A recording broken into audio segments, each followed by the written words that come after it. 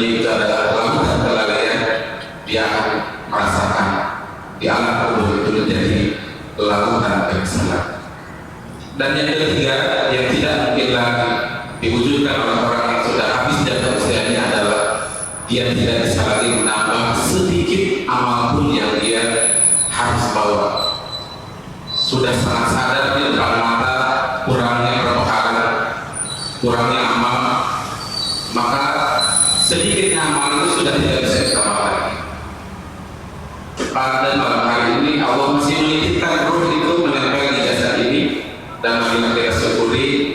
Mudah-mudahan sisa usia kita ada dalam istiqomah, ada dalam ketaatan, ada dalam kemuliaan Allah Subhanahu wa Ta'ala. Amin ya rabbal alamin.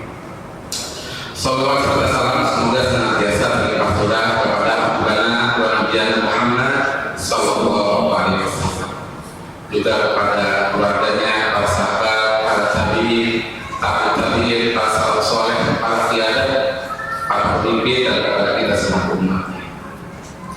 Hadirin jamaah Masjid At-Tawbah rahimakumullah, sebelumnya marilah kita berdoa terlebih dahulu untuk saudara-saudara kita di wilayah Gunung Semeru, ya, sebagaimana yang kita saksikan, yang kita dengar, yang kita lihat diuji oleh Allah, merasakan mungkin kiamat kecil biasa. Ada yang kehilangan nafsu, kehilangan jiwanya, kehilangan hartanya. Mudah-mudahan yang meninggal oleh Allah dikaruniakan husnul khatimah, harta kekayaan yang hilang oleh Allah diganti dengan yang lebih baik, dan kita bisa mampu untuk membantu dengan doa dan dengan spirit, dengan harta yang dititipkan Allah kepada kita. Kemudian yang berikutnya, sebelum menyampaikan lebih jauh, mungkin akan menyampaikan jazakallahu khairan kepada Dewan Makmur Masjid yang sudah memfasilitasi silaturahmi yang sudah 2 tahun mungkin ya Pak Haji kita bersuara dan berjumpa. Alhamdulillah ini kebahagiaan tak terhingga, sudah bisa bermuajahah, bermusyawarah tadi. Mudah-mudahan menjadi silaturahmi yang menghalalkan ukhuwah Islamiyah. Kemudian sedikit disclaimer, jadi kalau istilah di sosial media, apabila yang disampaikan kajian ini terasa kurang dipahami karena keterbatasan kemampuan menyampaikan, keterbatasan ilmu, keterbatasan wawasan dan pengalaman, minimal sebenarnya bapak-bapak rahmatullah, muda ibu-ibu sudah mendapatkan 5 keuntungan, 5 benefit, sebagaimana sabda Rasulullah SAW, la ya'udu qaumun majtama'an nas, tidaklah berkumpul satu kaum yadhkurullaha, mereka berzikir kepada Allah, yadhkurunal kitab, ada Al-Quran yang dibaca, wa yatadarasuna, dan mereka saling mengkaji apa yang ada di dalam Al-Quran dan dalam hadis, kecuali Allah diutus malaikat wasyatumur rahmah yang akan membagikan rahmat, rasa kasih sayang. Wa khufatil malaikat, dan sayang malaikat menaungi tempat ini.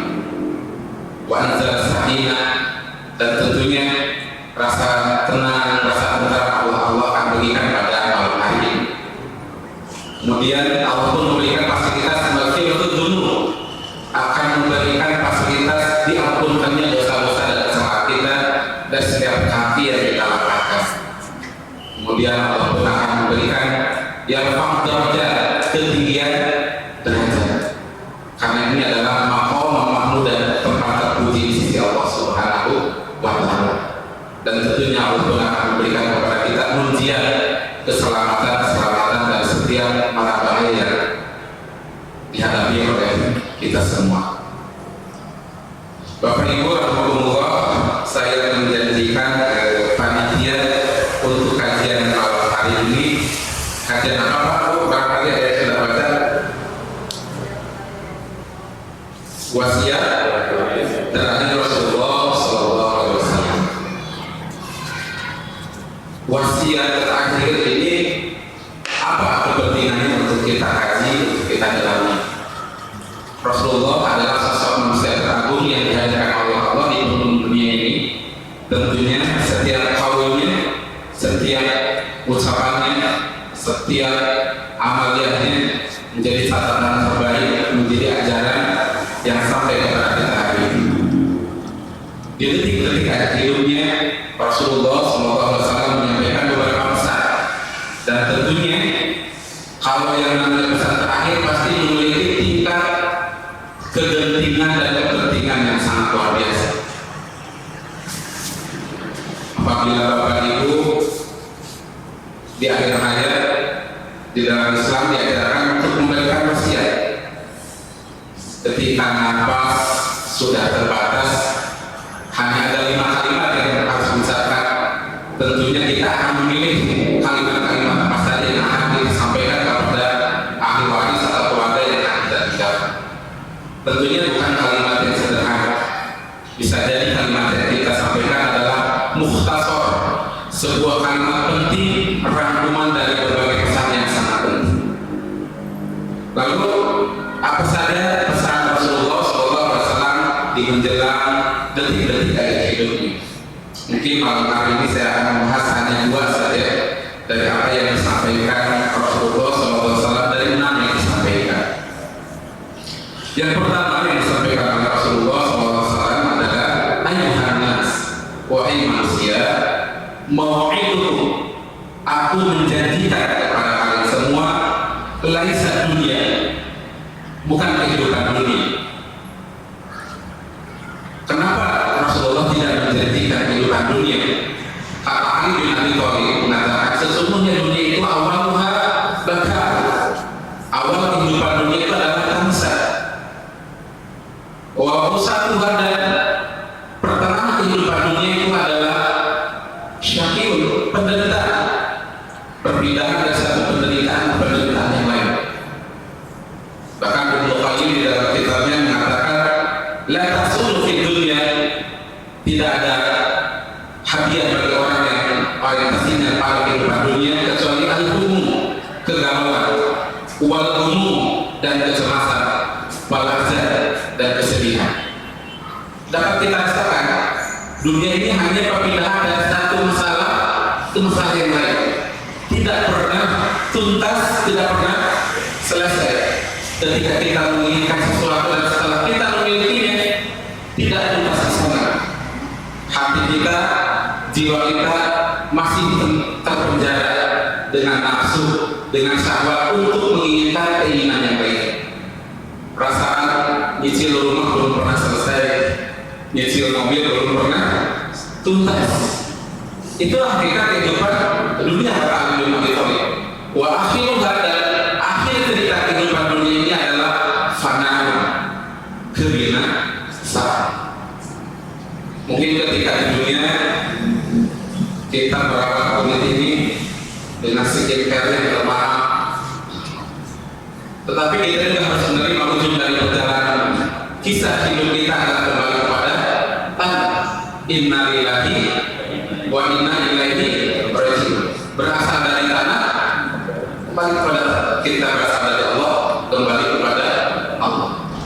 Itulah sehingga Nabi Muhammad SAW tidak menjadikan tempat menetap kita itu bukan dunia, kata Rasul.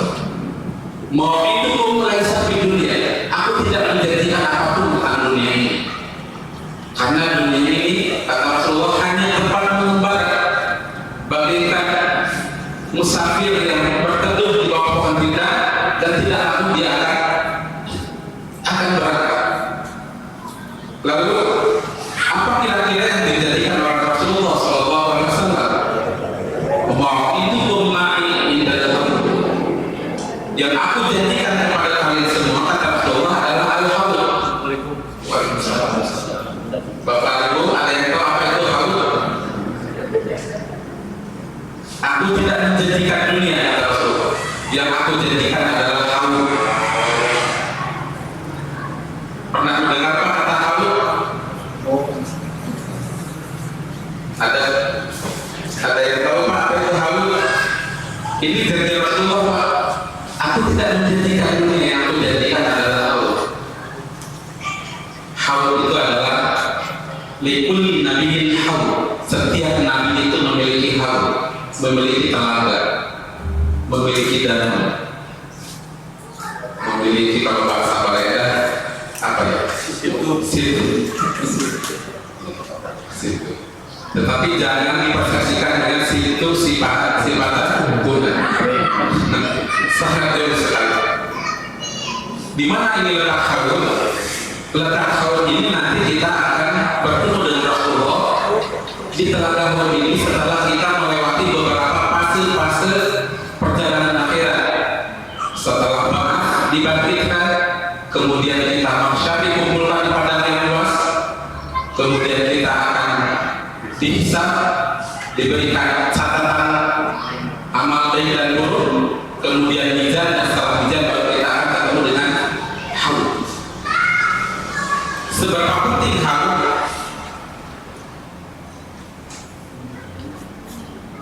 Di yaumul mahsyar nanti, siapapun di antara kita, kata para ulama, meskipun kita membawa amal soleh, amal kebaikan selevel 70 para nabi, kalau kita memiliki amal solehnya 70 para nabi, tidak akan cukup untuk menghadapi kengerian dan kedahsyatannya yaumul akhir, hari yang sangat sulit. Jadi kalau seandainya kita punya amalnya 70 para nabi untuk menghadapi ngerinya hari masa itu, tidak akan sanggup, akan merontok jiwa kita, akan down, akan lemah, membawa 70 amal para nabi. Untuk satu nabi pun kita sangat jauh. Untuk rekor sahabat pun bukan, tabi'in bukan, tabi'in pun bukan, ulama pun bukan, ustaz-ustaz asal. Dapat dibayangkan betapa sulitnya kita menghadapi yaumul akhir.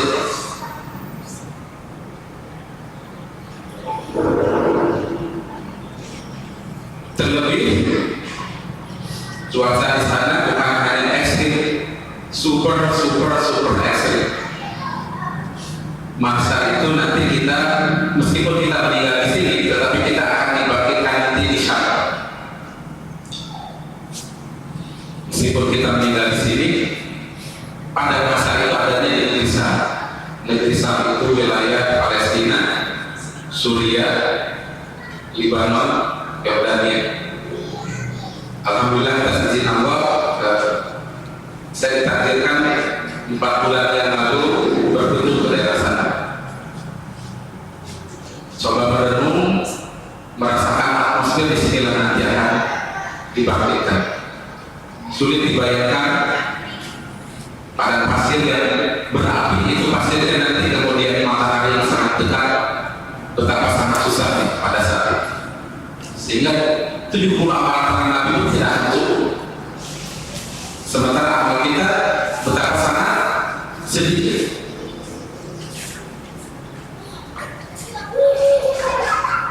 Dengan cuaca yang sangat ekstrim, dengan kengerian yang luar biasa. Contoh kecil, kiamat kecil yang besar oleh saudara kita di Gunung Semeru. Padahal kejadiannya masih siang, masih kelihatan cahaya, hanya karena tertutup debu vulkanik sudah membuat gelap di sekitarnya. Dan itu adalah pemandangan yang sangat mengerikan. Itu baru dunia. Terlebih nanti di akhirat sana. Dan bagaimana jalannya kita dari masa amal baik dan buruk, bagaimana kita nanti ditimbang, dan setelah itu kita akan bertemu Rasulullah di telaga Haud. Telaga Haud itu panjangnya perjalanan 1000 km. Mungkin perjalanan dari Jakarta Surabaya Bali itu luas telaga Haud. Kemudian pinggirannya itu apa namanya, kirbir itu terbuat dari mutiara, dan gelas-gelas yang berjejernya lebih banyak daripada bintang-bintang di atas langit. Atau miliaran, ada ratusan miliar mungkin gelas-gelas berjejer di sana. Dan kita apabila ditakdirkan bertemu Rasulullah, maka kita akan diberikan fasilitas untuk meminta lagu itu, dan satu kali minum akan hilanglah kehausan itu selama-lamanya. Jadi Rasulullah tidak menjanjikan dunia, tetapi Rasulullah menjanjikan pertemuan nanti di telaga. Lalu ditanya oleh para sahabat, ya Rasulullah, bagaimana engkau mengenali umatmu yang punya hak untuk meminum dari lagaku? Kata Rasulullah, aku bisa mengenal umatku dari buran muhajarin. Buran muhajarin itu tanda putih yang ada di kepala. Kalau diibaratkan seekor kuda biasanya di kepalanya ada tanda putih ataupun di kaki. Seperti itulah orang yang dawam dengan wudu. Jadi orang yang dawam dengan wudu, dengan bersuci, dengan taharah. Dengan cara itulah nanti Rasulullah mengenali kita. Maka ketika saat berwudu itu, bayangkan dosa-dosa kita itu berguguran. Ketika bergumul-gumul dosa apa yang ada di dalam lisan kita berguguran, dosa yang ada di wajah kita berguguran, yang ada di tangan, yang ada di kepala, juga di kedua kaki kita. Karena nantinya akan dikanali oleh Rasulullah ada itu buron muhajarin, tanda putih di wajah dan tanda putih di kaki. Bapak Ibu rahimahullah, itu nasihat pertama Rasulullah terkait di mana beliau tidak menjanjikan dunia. Karena kalau hanya dunia, Rasulullah itu dulu pernah ditawari gunung Uhud itu untuk menjadi gunung emas, tetapi Rasulullah menolak. Karena dunia itu tadi kata Ali bin Abi Thalib, awalnya bakal dunia itu awalnya terpisah, pertengahannya adalah penderitaan, ujung dari dunia ini adalah kehancuran. Kemudian wasiat yang kedua adalah as-sholat, as-sholat, as-sholat, as-sholat, as-sholat. Rasulullah menyampaikan wasiat yang kedua adalah menyebutkan kalimat sholat sebanyak 5 kali. Lalu apa pentingnya sholat untuk kita? Sehingga Rasulullah mengamanatkan wasiat itu adalah sholat.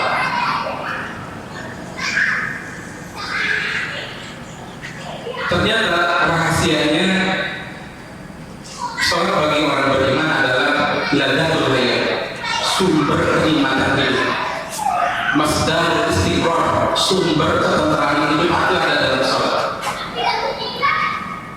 Kenapa sholat sampai hari ini tidak menjadi sumber ketenangan, sumber ketentraman?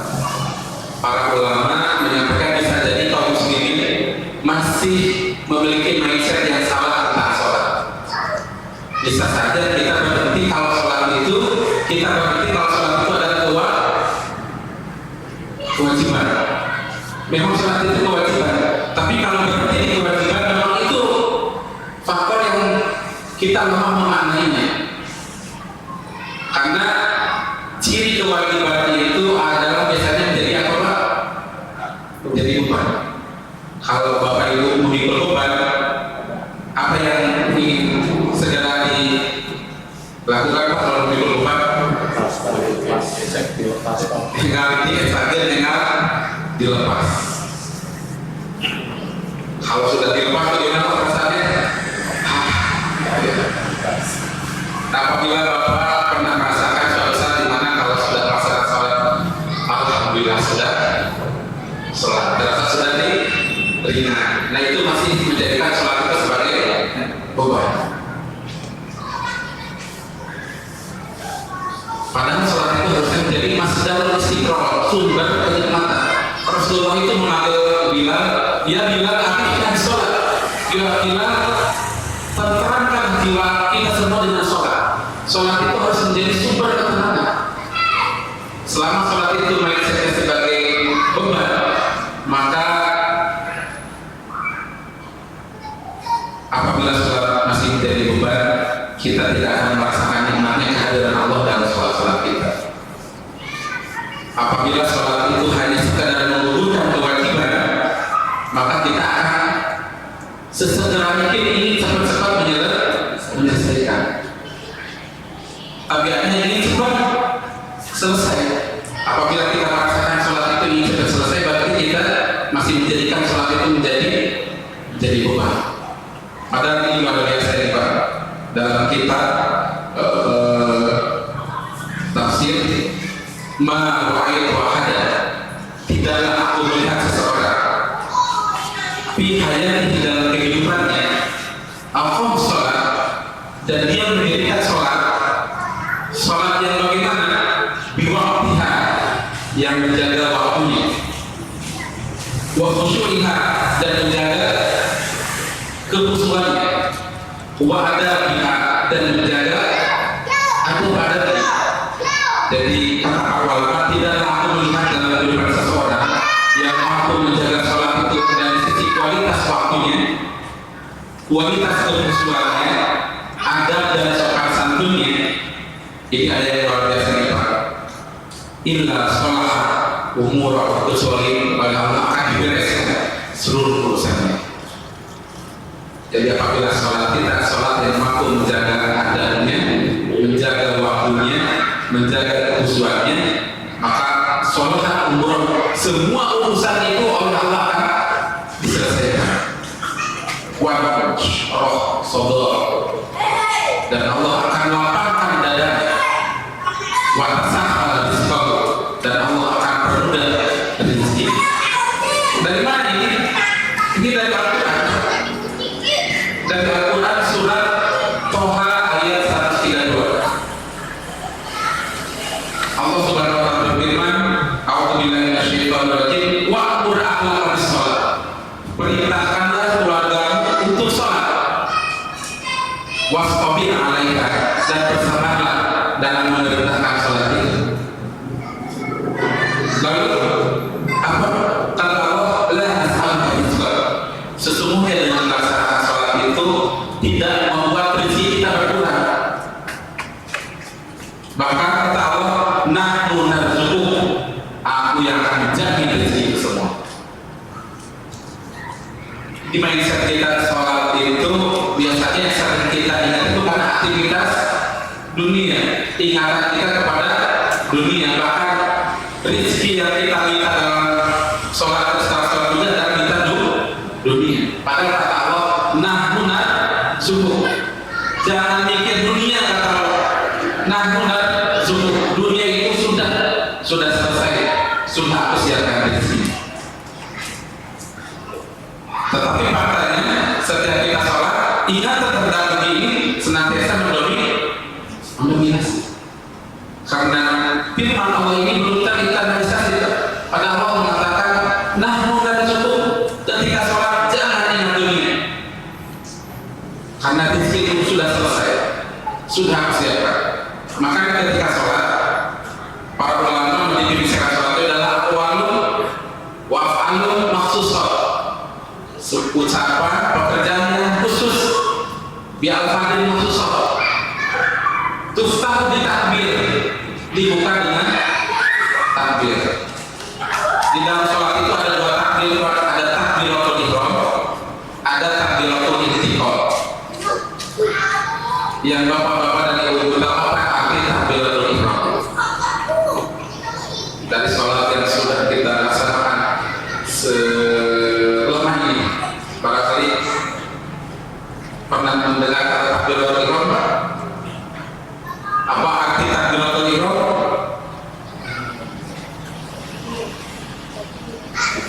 Barangkali apa arti takbiratul ihram? Mengungkap Allah.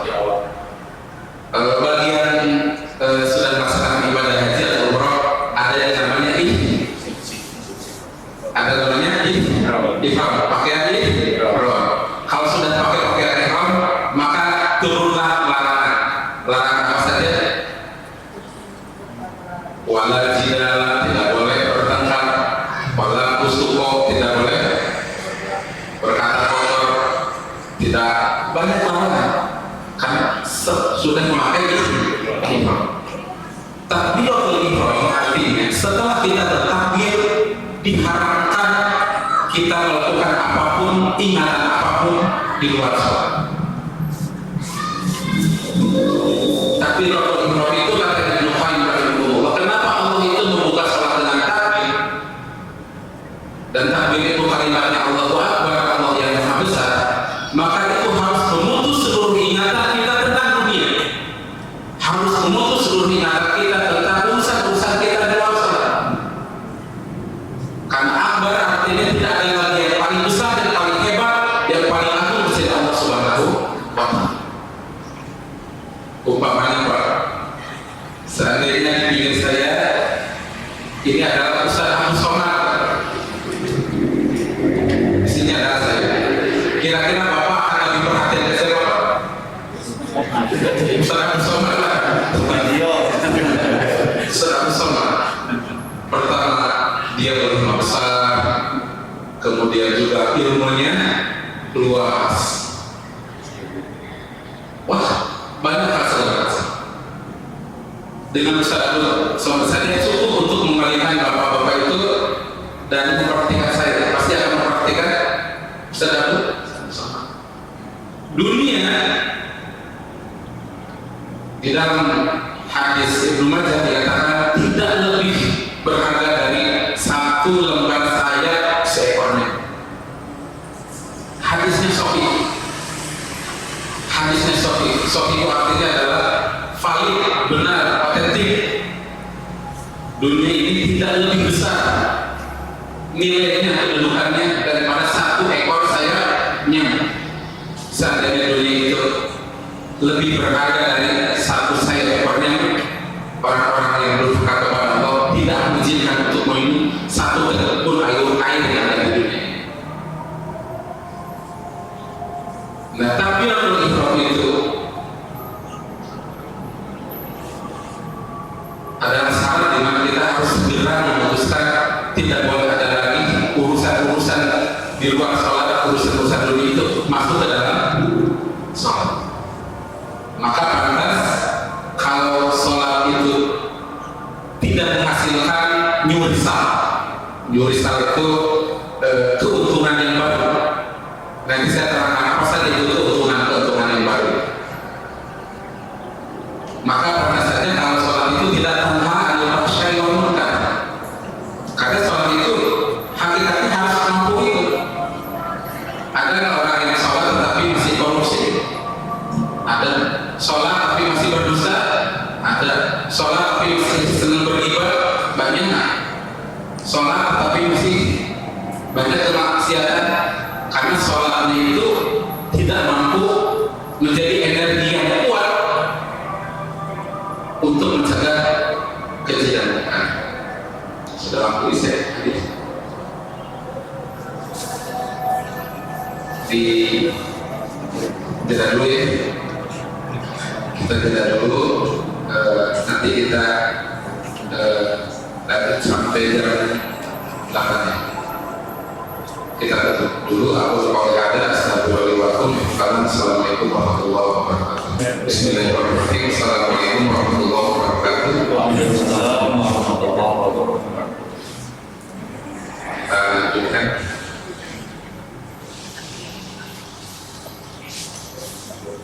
Mulia Islam ala khamsin. Islam itu dibangun atas 5 dasar. Kita mengenal ada beberapa kewajiban di dalam, dan mari kita bandingkan dengan sholat. Rukun Islam yang kelima adalah haji.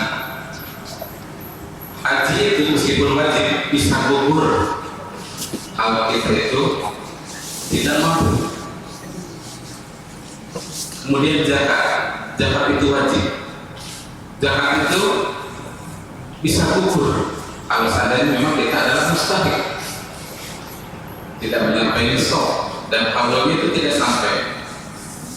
Ibadah saum Ramadan itu juga adalah wajib, bisa gugur seandainya kita sudah tua renta dan digantikan dengan fidyah.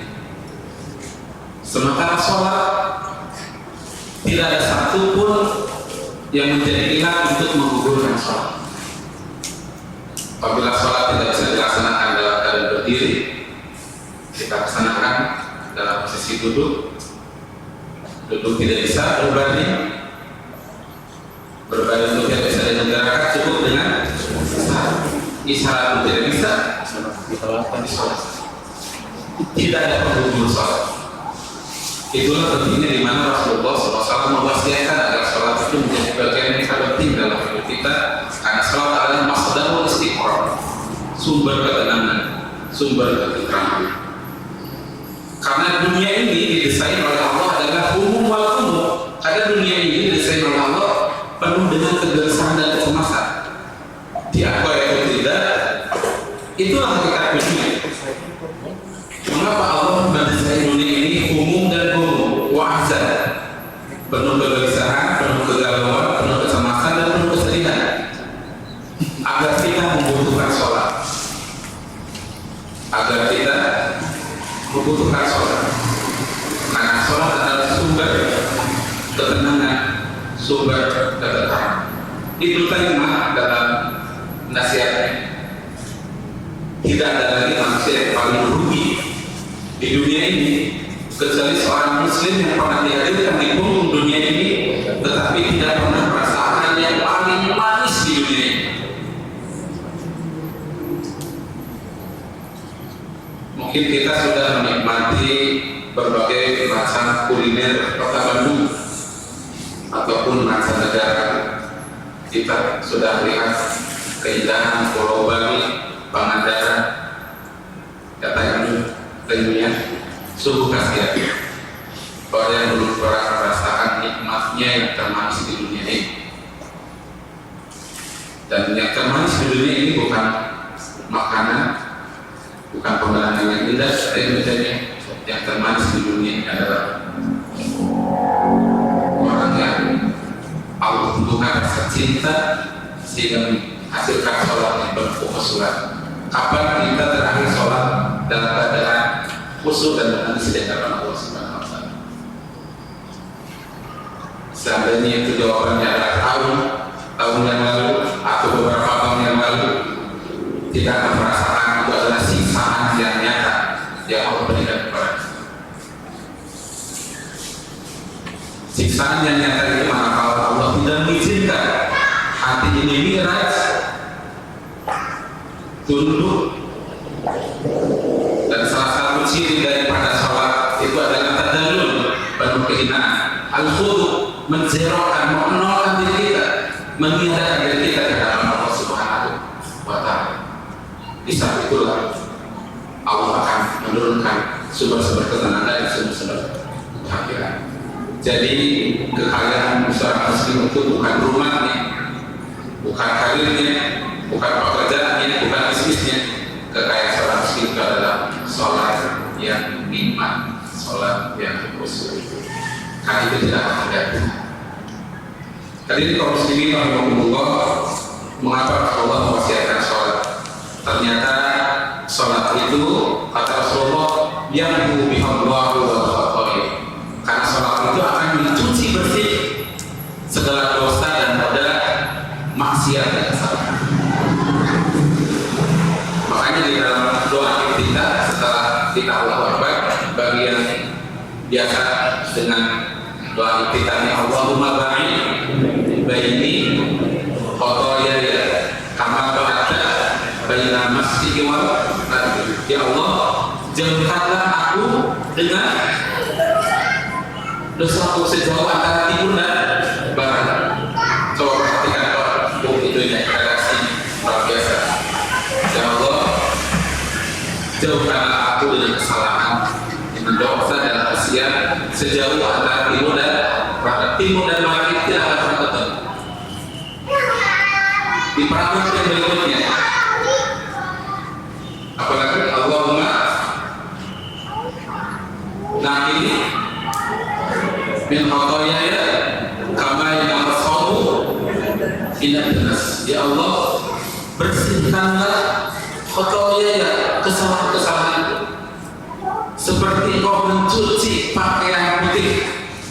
Allah Subhanahu wa Ta'ala menggunakan redaksinya dalam pakaian putih, Pak. sangat mudah kena noda. Ya Allah, bersihkan kesalahanku, dosa-dosaku seperti Engkau mencuci bersih pakaiannya putih. Apakah cukup dengan itu? Tidak. Masih ada redaksi yang ketiga.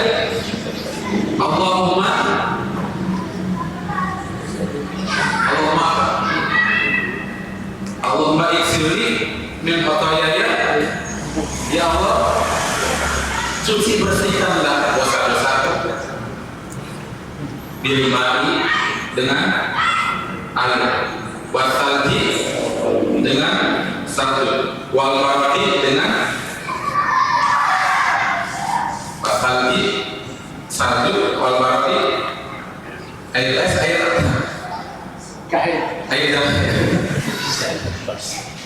pernah ibu-ibu mencuci dengan air sabun, dengan air embun sampai sering itu. Saking pentingnya mencuci bersih dosa, dan sholat itu punya fungsi membersihkan. Di dalam hadis yang lain, di dalam hadis Bukhari dan Muslim, sholat itu ibarat di depan rumahmu bagaikan ada sungai yang setiap hari kau melalui 5 kali mencuci bersih badannya, tidak meninggalkan satu kotoran. Kita mandi 5 kali sehari, bersih, bersih. Standarnya 2 kali pekan. Ternyata secara ilmu peradaban Eropa itu diajarkan mandinya dari Islam. Jadi di Eropa itu mandi hanya 3 kali, karena dulu di masa-masa kegelapan. Mandi itu ketika lahir, ketika pernikahan, dan ketika kematian. Jadi yang mengenalkan budaya mandi itu dari Islam. Mandi 5 kali di dalam relasi itu maka tidak ada satupun kotoran yang menempel. Jadi betapa sholat itu akan mencuci bersih kotoran, karena sifat dosa itu adalah gelap. Idza nabal abdu, apabila seorang hamba itu berdosa, nuqtatan sauda, Allah akan memberikan titik hitam di hati. 1 dosa 1 titik, 2 dosa 2 titik, semakin banyak dosa semakin banyak titik. Maka hitam kelam hati itu. Apabila hati sudah hitam kelam, maka nasihat sebaik apapun tidak akan pernah tebus, karena nasihat itu adalah cahaya. Apabila air itu sudah kotor, maka tidak tembus cahaya. Mau nasihat sebagus apapun, murotal seindah apapun, panggilan adzan seberapa apapun, hati yang sudah banyak titik nodanya tidak akan tergugah, tidak akan tergerak untuk mendekat kepada Allah Subhanahu wa Ta'ala. Kalau sholat itu pembersih, maka dosa itu yang membuat kotor. Kalau sholat itu adalah connecting kita dengan Allah, maka dosa itu adalah pemutus hubungan kita dengan Allah. Kalau sholat itu yang membuat dekat jarak kita dengan Allah, maka dosa itu adalah yang membuat jarak jauh kita dengan Allah. Apabila sholat itu adalah pengisian, maka dosa itu adalah pengurangan.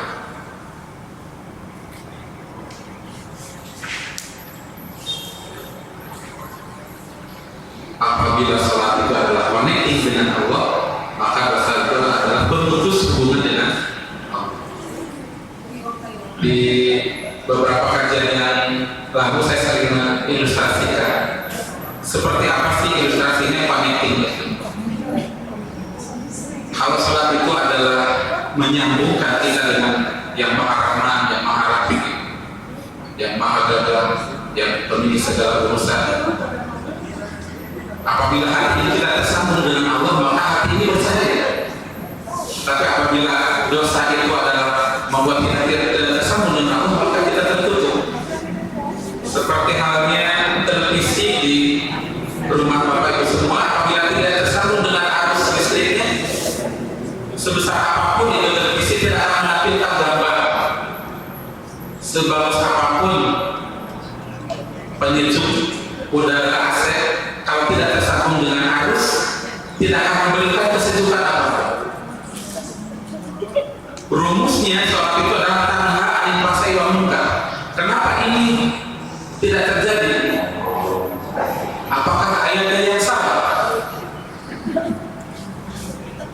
Kemungkinan yang terjadi adalah bad connecting. Kita ada gangguan sambungan dosa dengan dosa-dosa kita. Harusnya sholat itu adalah pemenuhan energi, tapi karena banyak dosa ada kebocoran. Dicas, tetapi karena bocor maka tidak pernah isi. Itulah mengapa Rasulullah SAW sampai mewasiatkan sholat itu harus menjadi bagian penting yang harus diperhatikan. Karena sholat itu adalah pengisi, dosa itu pengurang. Sholat itu adalah penyambung, sementara dosa itu adalah pemutus. Sholat itu yang membuat kita dekat dengan Allah, dan dosa itu yang membuat kita jarak dengan Allah Subhanahu wa Ta'ala. Sehingga sholat ini dipilih menjadi materi yang pertama saya sampaikan, karena seperti para ulama tadi menyampaikan, ma'iyaqamah sholat, siapa orang yang mendirikan sholat di waktiha, yang menjaga waktunya, wa khusyu'iha, menjaga kekhusyuannya, wa adabiha, dan menjaga adab sopan santunnya, sholat umurah, Allah akan selesaikan, Allah akan bereskan semua urusan. Jadi cara menyelesaikan urusan itu dengan sholat, cara merapikan agenda, cara mencapai target deadline agar kita achieve dengan target yang sudah kita lakukan, maka endorsement-nya adalah sholat. Cara kita menyampaikan kepada tujuan itu dengan sholat. Karena setelah kalimat hayya 'ala sholat, mari kita sholat, kalimat berikutnya adalah hayya 'ala falah. Jadi kesuksesan itu dekat dengan sholat. Hayya 'ala sholat. Setelah hayya 'ala sholat itu adalah hayya 'ala falah. Dari mana kalimat hayya 'ala falah ini diambil? Kalau tarawih biasa, salah satu imam kita, Pak Haji Abdul Fazil, sering kali membacakan surat Al-Mu'minun. Qad aflahal mu'minun. Artinya sungguh sangat berbahagia orang yang beriman. Kali ayat berikutnya Pak Haji, alladzina hum di sholatihim khashi'un. Ternyata asbabun nuzul ayat ini, asbabun nuzul ayat ini, ketika Allah sudah menyelesaikan membuat surga jannatan, lalu Allah memerintahkan malaikat untuk melihat, untuk memeriksa. Dan ketika para malaikat menyaksikan surga yang sudah selesai Allah buat, maka kalimat yang kita ucap adalah qad aflahal mu'minun. Wah, sungguh bahagia itu orang beriman. Benar-benar untung ketambahan untuk orang yang beriman. Siapa? Yang sholatnya khusyuk. Karena saking indah di beberapa kitab yang dulu di Malang Raya pada saya pernah sampaikan di sini, untuk melihat keindahan bunga saja, saking indahnya bunga di surga itu, 60 tahun kita tidak akan melirik ke yang lain, saking indah itu baru melihat. Kemudian yang ini bocoran berikutnya, pakaian. Ini kehidupan yang super canggih. Terlebih mungkin ibu-ibu senangnya dengan apa? Dengan busana, dengan pakaian. Nanti itu ketika kita ingin ganti pakaian, ini keterangannya cukup langka gitu Pak. Jadi ketika kita akan mengganti pakaian itu, kita cukup mendekat ke sebuah pohon. Pohon itu mirip delima.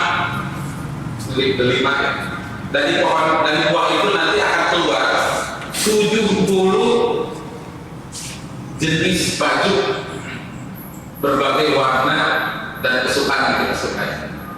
Ada 70 setiap kali kita mau ganti, ada 70 pilihan model, dan itu ganti-ganti terus.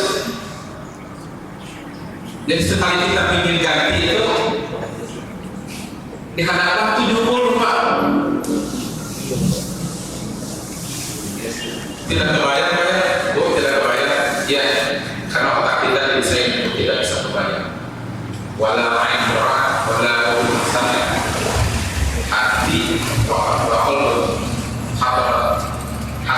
tidak mampu melintasi pikiran.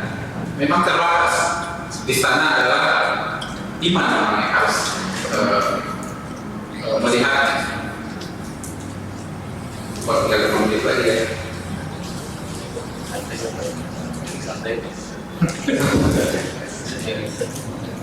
Jadi mengapa Rasulullah mewasiatkan sholat? Karena sholat itu adalah masdarul istiqrah, sumber ketenangan, sumber kebahagiaan, lezatnya hidup itu ada dalam sholat. Yang kedua, kenapa sholat itu menjadi wasiat penting?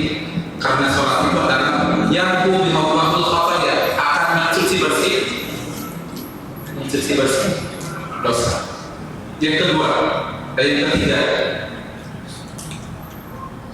karena sholat itu adalah nurun wadiyah, sholat itu adalah cahaya yang menerangi kehidupan. Mohon diperiksa kembali, ini baru kabar selewat. Katanya dari foto satelit, ketika potret ke dunia, tempat yang paling bercahaya itu adalah Masjidil Haram. Apakah informasinya benar? Tidak, dikoreksi saja. Kemudian juga masjid-masjid yang lain. Kemudian juga rumah-rumah yang di dalamnya ditegakkan sholat. Maka sholat sunnah itu memang mustahabnya adalah di rumah, agar rumah itu menjadi luas dengan sholat yang kita tegakkan. Hudurul malaikat, agar rumah itu hadir malaikat. Wa yahjurul syaitan, sehingga setan itu tidak punya tempat di rumah. Jadi tip agar memperluas rumah itu adalah dengan menegakkan sholat sunnah di rumah dan baca Quran yang kita bacakan. Kemudian akan mengundang malaikat, kemudian juga akan mengundang berbagai kebaikan.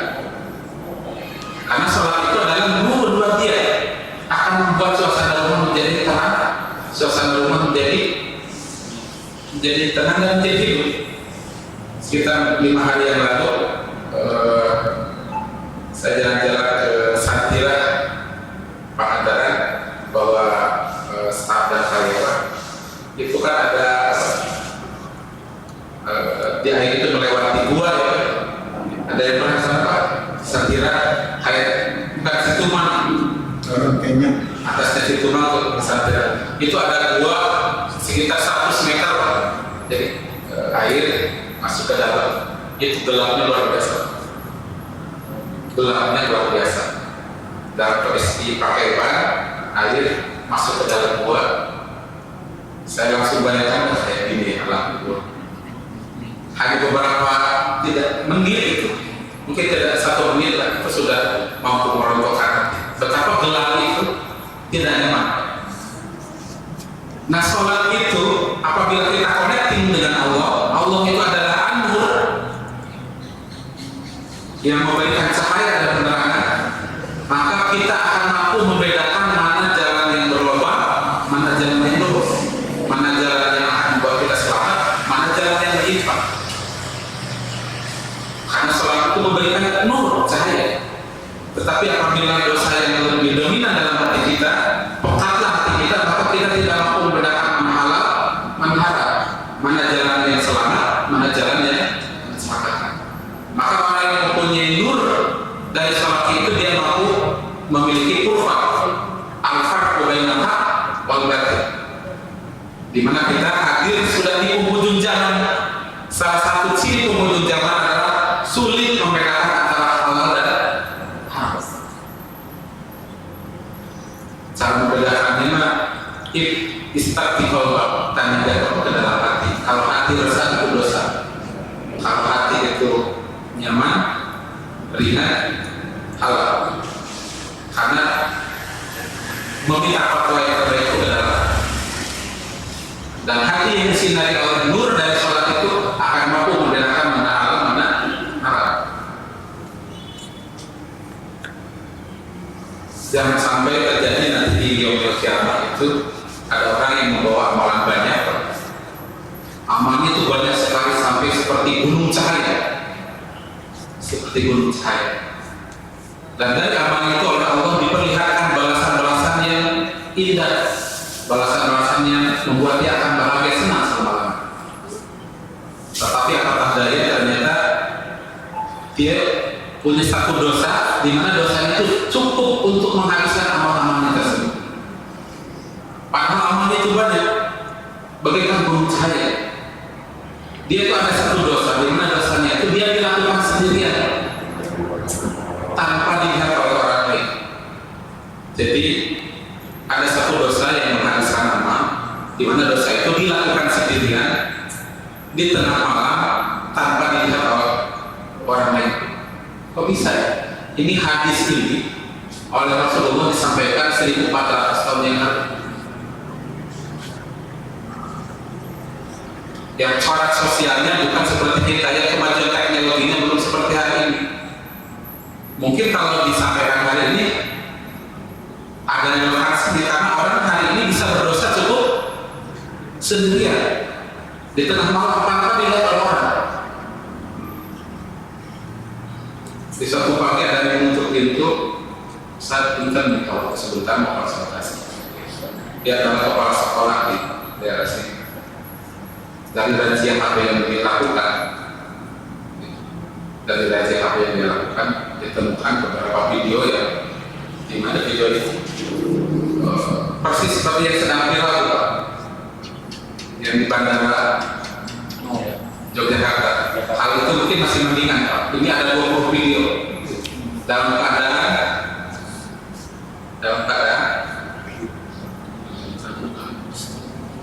ternyata hari ini sendirian pun bisa bermaksiat. Di mana titik kritisnya sehingga dosa ini mampu menghapuskan amal soleh orang kita. Titik kritisnya adalah dia berani bermaksiat itu karena tidak dilihat oleh orang. Padahal Allah sangat maha melihat. Jadi dia menganggap remeh, Allah maha melihat. Jadi titik kritisnya di sana.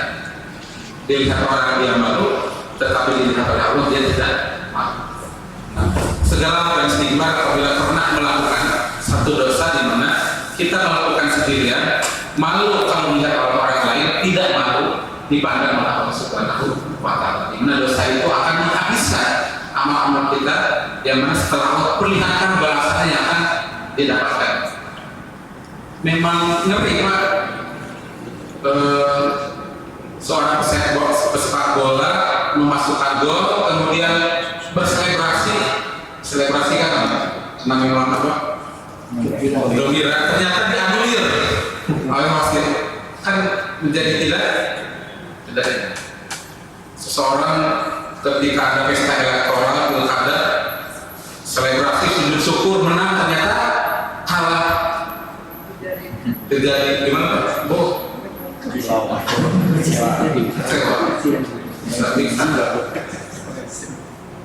Bapak sudah dijadikan akan dapat sesuatu dan ternyata tidak terjadi pas. Nah ini yang luar biasa itu nanti akan hadas membawa banyak amal soleh bagaikan gunung cahaya, tapi habis karena ada satu maksiat di mana maksiatnya itu mendekati kepada kesyirikan. Dia malu dilihat oleh orang, tetapi tidak malu dilihat oleh Allah Subhanahu wa Ta'ala. Kemudian kenapa sholat itu diwasiatkan oleh Rasulullah SAW? Karena sholat itu adalah awal man hasabu yaumal qiyamah sholat. Karena yang pertama kali nanti diperiksa di akhirat itu adalah sholat. Jika sholat sayyidul amal. Apabila sholatnya baik, maka baiklah seluruh amal. Wa idza fasada, apabila rusak sholatnya, fasada sayyidul amal. Maka seluruh amalnya adalah hancur. Mungkin ilustrasinya seperti wikon kalau dalam film pilkada. Harusnya hitungan itu 1 bulan, cukup dengan sampling beberapa data saja sudah mampu menghasilkan suatu keputusan X yang menang, Y yang kalah. Nah begitu juga dengan sholat, tidak usah diperiksa seluruh amalnya, cukup dilihat sholatnya. Habis sholatnya rusak, maka rusaklah seluruh amalnya. Apabila sholatnya baik, maka itu seluruh amal. Maka Bapak Ibu apabila mau cari menantu, tipsnya adalah gak usah lihat variabel yang lain, cukup lihat sholat. Jadi kalau orang tua dulu kalau mau datang ada. Setelah ada, bagaimana sholatnya? Apa sholatnya bagus? Yang lainnya bagus. Tapi sholatnya rusak, pasti yang lain juga bermasalah. Jadi ini tips cara mencari menantu. Lihat sholat.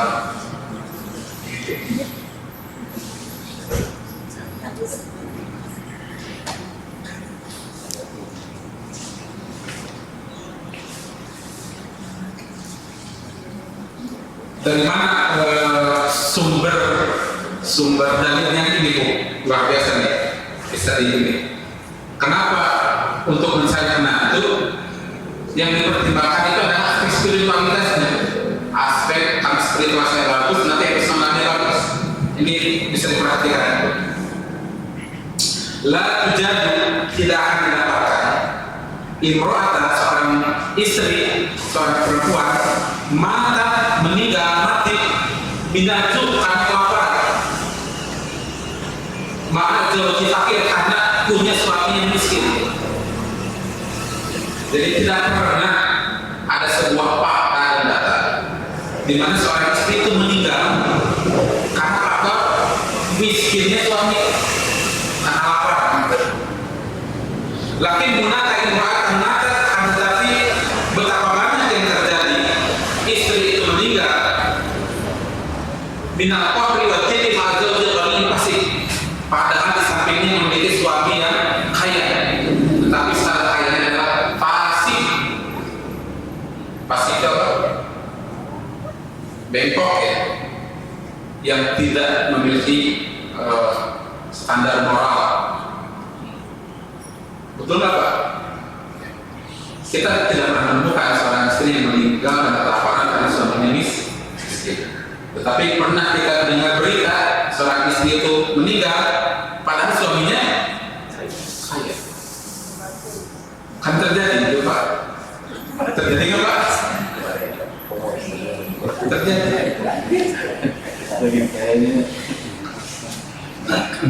Ujian bagi seorang perempuan itu ketika suami tidak ada apa-apanya, dan ujian bagi suami adalah ketika sudah ada apa-apanya. Saya menyaksikan betul beberapa rumah tangga itu hancur setelah 20 tahun, 25 tahun setelah ada apa-apanya. Justru ketika kehidupan terbatas kuat, tapi ketika butuh hati dunia, ketika dunia itu dibukakan, maka mulai timbul masalah. Maka pilihlah tadi yang bagus soalnya, karena ini standar moral yang harus dimiliki lah. Jadi kalau nanti ada yang datang bawa apa, dengan bawa sepeda, mending pilih yang bawa apa tapi lagi bawa sepeda, daripada yang bawa sepeda tapi jalan.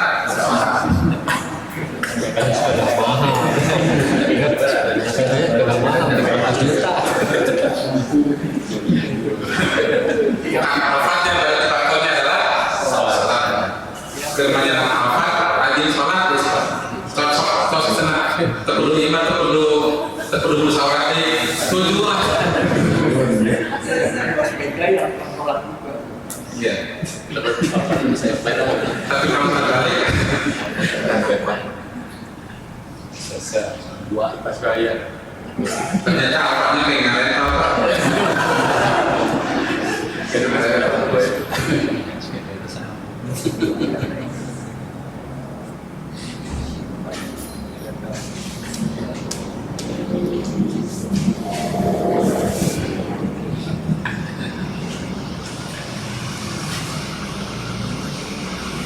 Karena wasiat yang ketiganya ini kajian yang akan datang,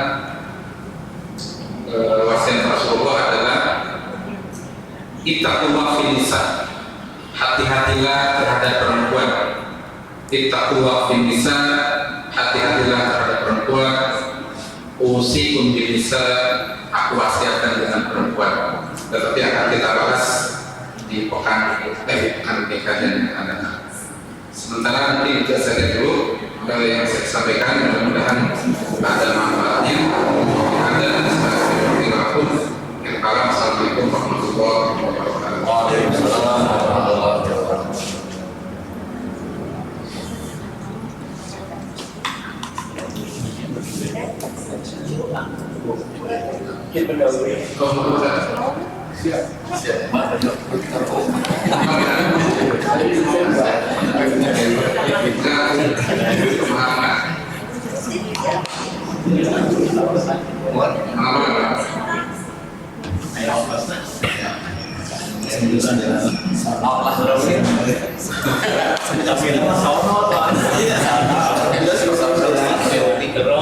Assalamualaikum warahmatullahi wabarakatuh.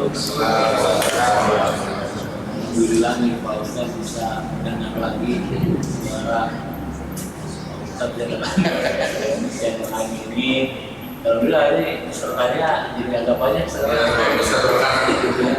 Terima kasih nih panitia yang silakan SKM bisa dalam sekali.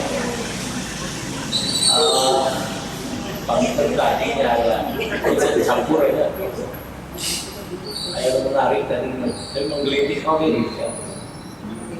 Sholat kan justru begini, kalau sholat tenang itu ini yang pengalaman gitu dirasakan oleh saya, kalau segala keperluan dan kebutuhan tercukupi ya kita tenang ya. Tapi upami ayah hal-hal kita butuhkan belum terpenuhi bisa sholat, bahkan mungkin tidak khusyuk. Itu betul yang dirasakan pengalaman. Bukan karena sekarang sudah pensiun, bukan. Jadi gimana gitu mensiasatinya atau yang mengurangi itu ya pelajaran sholatnya atau menjalani sholatnya. Jadi kenyataan sering begitu, bukan sering nggak pernah segala kebutuhan terpenuhi.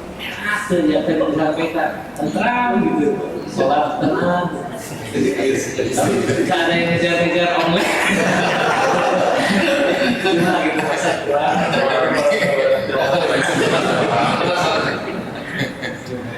Semoga ada solusi. Ya, makanya ayat Al-Quran surat Toha yang tadi sangat relevan dengan yang ditanyakan Pak Haji akhir barusan. Dan mengapa Allah menyampaikan wa'mur ahla sholat agar memerintahkan keluarga itu melaksanakan sholat, di mana sholat itu Allah disebutkan la nas'aluka rizqan.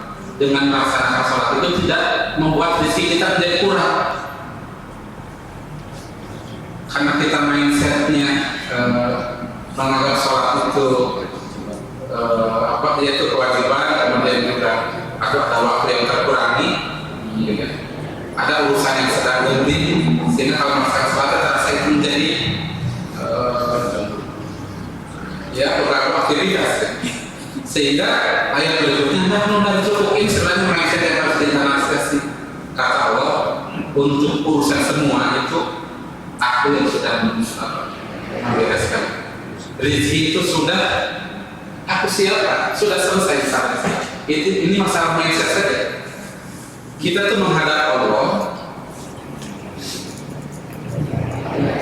yang dihadapkan kita semua adalah pemilik segala urusan, yang akan menyelesaikan segala urusan, segala kekurangan, segala kebutuhan kita itu akan diselesaikan oleh Allah semua. Pastinya kita akan lebih akan lebih tenang kalau betul saat itu menyelesaikan urusan itu dengan salat itu. Atau ilustrasinya juga ya, seandainya kita di PHK, maka dalam pandangan kita kalau di PHK rezeki kita itu putus, berkurang dan segala macam. Tetapi kita punya orang tua, di mana orang tua itu udah penyayang, kemudian juga rezekinya banyak, orang yang paling kaya di dunia ini, pemilik segala urusan. Masalah apa dengan PHK? Kalau karena kita punya ya maha kaya, punya orang yang punya zat yang maha menyelesaikan segala urusan. Nah, sholat itu kita menghadap kepada yang akan menyelesaikan seluruh urusan kita. Kita menghadap kepada yang maha agung, yang maha segalanya dan menjadi. Ini disampaikan dalam Al-Quran tadi. Nah, nuna cukup. Sudah, jangan dipikirkan. Kami yang